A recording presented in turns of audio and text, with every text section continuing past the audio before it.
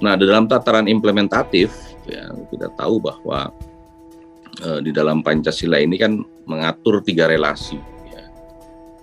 Dan saya kira kalau kita baca dari berbagai macam referensi ideologi-ideologi lainnya, tidak ada yang selengkap Pancasila. Ya. 3 relasi itu tentunya pertama mengatur relasi individu dengan Tuhan Yang Maha Esa, Tuhan Yang Maha Kuasa. Ya, kita lihat di dalam sila yang pertama, ketuhanan Yang Maha Esa, ya, dan kalau kita lihat secara historis bagaimana sila ketuhanan Yang Maha Esa itu menjadi kalimatun sahwa, ya, menjadi titik temu dari berbagai macam pandangan, ya, waktu itu khususnya sila pertama itu, ini kemudian menjadi hal yang sangat menarik, ya. Yang kedua, dalam Pancasila juga ada relasi, ya, individu dengan negara. Ya, kita lihat misalnya di dalam sila Persatuan Indonesia, ya, sila keempat, ya, kerakyatan yang dipimpin oleh hikmat kebijaksanaan dalam urusan perwakilan, dan sila yang kelima keadilan sosial. Bagaimana negara, ya, harus benar-benar hadir dalam konteks masyarakat kita semua. Dan yang ketiga tentunya relasi individu dengan individu. Jadi mana di dalam sila yang kedua, ya, kita lihat sila kemanusiaan yang adil dan beradab. Nah, saya kira dari 3 relasi yang ada di dalam Pancasila, ya, relasi individu dengan Tuhan Yang Maha Kuasa, relasi individu dengan negara, dan relasi individu dengan individu, ya, ini semakin meyakinkan kita bahwa Pancasila adalah salah satu pegangan kita dalam hidup berbangsa dan bernegara. Nah, fenomena yang kemudian menarik di dalam beberapa tontonan publik kita, ya, misalnya ada anggota DPRD yang tidak hafal Pancasila, lalu kemudian di periode yang lalu juga ada menteri yang kurang hafal, ya. Nah, tentunya memang kita tidak bisa mereduksi, ya, menyederhanakan dengan ketika pejabat-pejabat publik itu tidak paham atau bukan tidak hafal Pancasila lalu Pancasila mulai ditinggalkan, ya. Dan bukti bahwa Pancasila hari ini masih menjadi pegangan kita bersama adalah, ya, semangat persatuan kita sebagai sebuah bangsa masih terus terjaga, ya. Lalu kemudian juga fenomena ketika pada tanggal 1 Juni yang lalu, ya, kita memperingati Hari Pancasila. Kita lihat, ya, di beberapa wilayah di Indonesia, ya, di pelosok-pelosok, ya, masyarakat ketika memperingati Hari Pancasila dengan gegap gempita dengan berbagai macam aktivitas, ya. Saya kira ini juga membuktikan bahwa Pancasila masih tetap ada di dalam hati sanubarinya rakyat. Nah, problemnya adalah ke depan, ya, di dalam kita menghadapi tahun 2045, ya, Indonesia Emas, di mana kita akan genap 100 tahun Indonesia, kita akan menghadapi beberapa fase yang itu juga menjadi challenge bagi kita semua, menjadi tantangan bagi kita semua. Ya, fase yang pertama yang akan kita hadapi adalah di dalam era sirkulasi kekuasaan, ya, era demokrasi ini.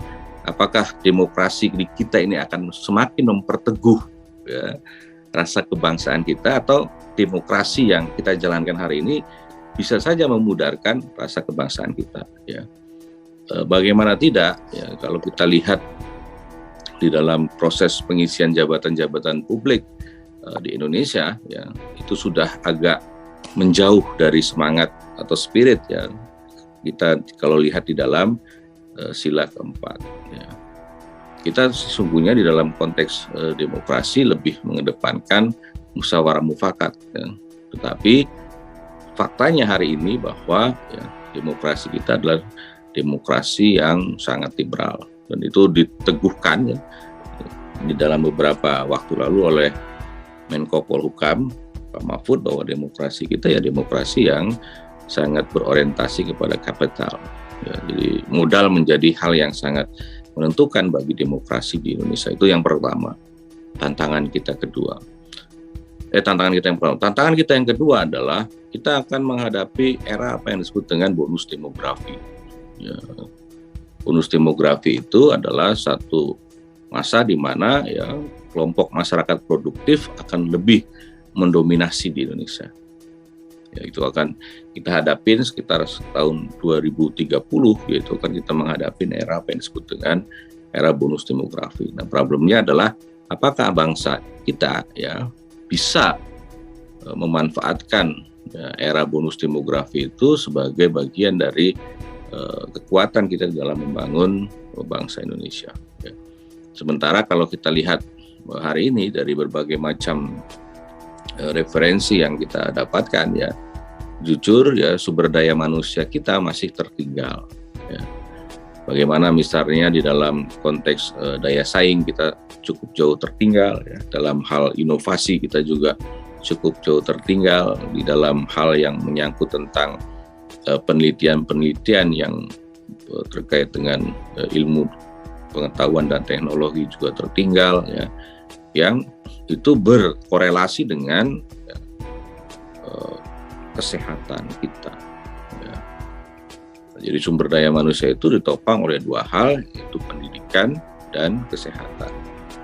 Kalau kita lihat datanya, kita cukup jauh tertinggal. Nah, oleh karena itu saya kira ya dalam hal pengembangan sumber daya manusia ini tentunya harus menjadi satu kesepakatan kita bersama, karena ini penting sekali ya. Saya bisa mengilustrasikan ya, ada negara-negara di dunia yang menopang dari sumber daya alam ya, seperti Indonesia, Malaysia, Thailand ya. Jadi pembangunannya itu diorientasikan kepada sumber daya alam. Tapi ada juga negara-negara di dunia yang orientasi di dalam membangun negaranya adalah melalui SDM. Seperti Korea Selatan, ya, Jepang, dan beberapa negara Eropa termasuk juga Singapura. Nah, kalau kita lihat dari perkembangan, ya, apakah negara yang mengedepankan sumber daya alam atau sumber daya manusia, ternyata negara-negara di dunia lebih maju ketika dia mendorong sumber daya manusianya. Jadi ini menjadi PR kita. Jadi yang pertama adalah tadi euforia demokrasi yang harus benar-benar dirumuskan secara bersama. Yang kedua adalah bonus demografi yang akan kita menghadapi kita akan menghadapi secara bersama-sama di sekitar tahun 2030-an. Nah, dan yang ketiga di dalam kita menghadapi Indonesia tahun emas ini adalah bagaimana rasa persatuan dan nasionalisme kita harus terus dipupuk sehingga kita tetap menjadi satu bangsa yang kuat.